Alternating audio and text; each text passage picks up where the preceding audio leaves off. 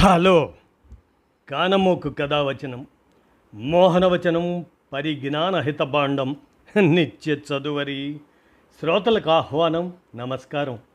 చదవదగునెవరు రాసిన తదుపరి చదివిన వెంటనే మరువక పలువురికి వినిపింపబూనిన అది ఏ పరిజ్ఞాన హితభాండమౌపో మహిళ మోహనవచనమై విరాజిల్లు. పరిజ్ఞాన హితభాండం లక్ష్యం ప్రతివారీ సమాచార హక్కు. ఆ స్ఫూర్తితోనే ఇప్పుడు ప్రముఖుల జీవిత విశేషాలు శీర్షికన నర్రా వేణు సౌజన్యంతో రవీంద్రనాథ్ ఠాగూర్ 165వ జయంతి మే 7, 2026 సందర్భంగా ఈ అంశాన్ని మన కానమోకు కథావచన శ్రోతలకు వినిపిస్తున్నాను. వినండి. రవీంద్రనాథ్ ఠాగూర్ 165వ జయంతి.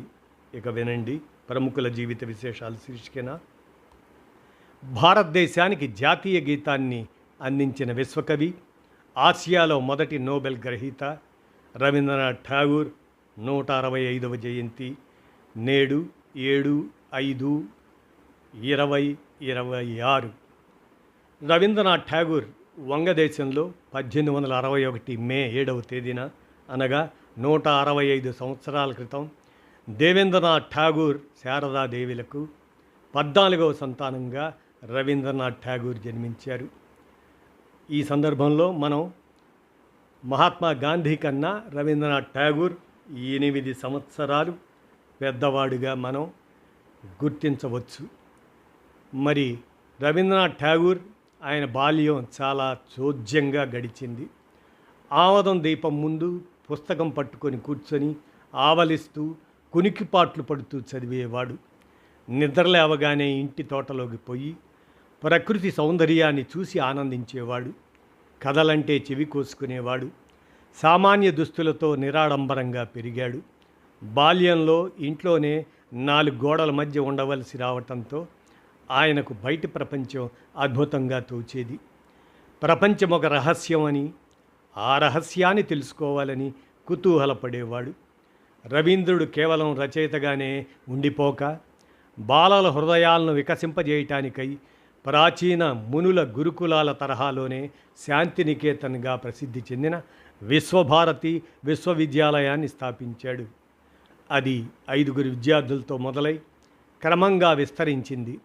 చిన్నపిల్లలు, ఉపాధ్యాయులు ఇళ్లల్లో భోజనం చేసేవారు.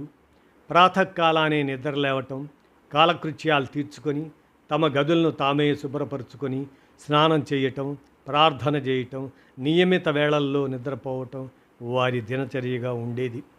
ఆరోగ్యం కాపాడుకోవటం, పరిశుభ్రత, సత్యాన్నే పలకటం, కాలినడక, పెద్దలను గురువులను గౌరవించటం వారికి నేర్పేవారు ఆ శాంతినికేతనంలో.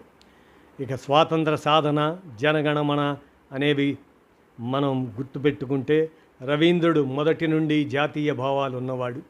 హిందూ మేళాలో దేశభక్తి గీతాలను పాడాడు. పృథ్వీరాజ్ పరాజయం గురించి ప్రబోధాత్మక పద్యనాటకాన్ని రచించాడు రవీంద్రుడు. బ్రిటిష్ ప్రభుత్వం తిలక్ను నిర్బంధించినప్పుడు రవీంద్రుడు తీవ్రంగా విమర్శించాడు.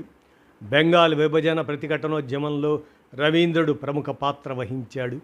జాతీయ నిధికి విరాళాలు వసూలు చేశాడు. రవీంద్రనాథ్ ఠాగూర్ 1896లో జరిగిన కలకత్తా కాంగ్రెస్ సదస్సులో మొట్టమొదటిగా బంకించంద్ర చటర్జీ రచించిన వందే మాతరాన్ని ఆలపించాడు. రవీంద్రుడు రాసిన జనగణమన అనే జాతీయ గీతంగా ప్రకటించే ముందు వందే మాతరం, జనగణమనలపై దేనిని జాతీయ గీతంగా ప్రకటించాలని సుదీర్ఘ చర్చ, తర్జన భర్జనలు జరిగాయి. అంతిమంగా రవీంద్రుడి జనగణమన అదే పైచేయి అయింది. దీంతో రాజ్యాంగ సభ కమిటీ అధ్యక్షుడు బాబు రాజేంద్ర ప్రసాద్ 1950 జనవరి 24న జనగణమనను జాతీయ గీతంగా, వందే మాతరమును జాతీయ గేయంగా ప్రకటించారు. అదే సమయంలో 2 సమాన ప్రతిపత్తి కలిగి ఉంటాయని స్పష్టం చేశారు. ఇక ఠాగూర్ చివరి రోజులు పరిశీలిస్తే తన జీవితంపై రవీంద్రుని ప్రభావం ఎంతో ఉన్నదని జవహర్లాల్ నెహ్రూ స్వయంగా చెప్పుకున్నాడు. 2వ ప్రపంచ యుద్ధం ప్రారంభమైనప్పుడు రవీంద్రుడు మానసికంగా కృంగిపోయి అనారోగ్యానికి గురయ్యాడు. తీవ్రంగా వ్యాధితో బాధపడుతూ చికిత్సకై కలకత్తా నగరానికి వెళ్ళాడు. కానీ ప్రయోజనం లేకపోయింది. రచయితగా, సంగీతవేత్తగా, చిత్రకారునిగా, విద్యావేత్తగా, గొప్ప మానవతావేత్తగా ఠాగూర్ చరిత్రలో నిలిచిపోయాడు. మాతృభూమి, మానవ సంబంధాల పట్ల అచంచలమైన నమ్మకం, ప్రేమాభిమానాలు కలిగి ఉన్న విశ్వకవి రవీంద్రనాథ్ ఠాగూర్ 1941 అక్టోబర్ 7న మరణించారు. మనం గాంధీని, రవీంద్రనాథ్ ఠాగూర్ని పోల్చి చూస్తే గాంధీ కన్నా 8 ఏళ్ళు పెద్దవాడుగా రవీంద్రనాథ్ ఠాగూర్ కనిపిస్తారు. అలాగనే ఇంచుమించు రవీంద్రనాథ్ ఠాగూర్, గాంధీ వారి జీవితకాలం ఒకటే, అన్ని సంవత్సరాలే జీవించిన వారి మరణాల్లో మటుకు తేడా ఉంది.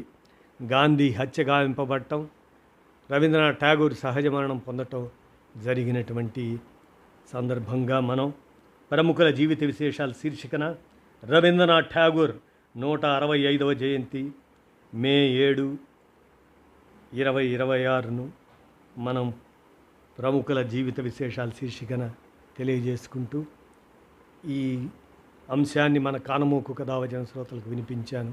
విన్నారుగా, ధన్యవాదాలు.